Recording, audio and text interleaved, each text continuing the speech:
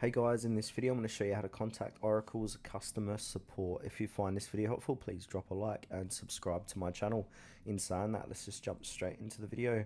Alright, what we want to do is head on over to oracle.com, and now from here you might be lucky to get a chat now box appear or a phone number right off the bat on their official website. So they make it really easy to reach out to their customer service or customer support team. So you can give that phone call a number or click on chat now and say, hey, I'd like to speak to our customer support team member, and they'll be able to, or there you go here. So chat live with a sales expert.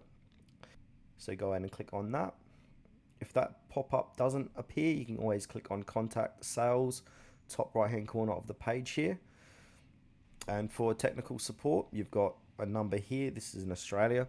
It automatically directs you to the right region. So obviously I'm in Australia, it's going to give me an Australian number. If you're in America, it was going to be American, Canadian, etc. And yeah, so another chat now box or bot might appear again once you're on this page. And down near the bottom of the website as well, in the footer, they've got a phone number as well. So it's a 1300 number.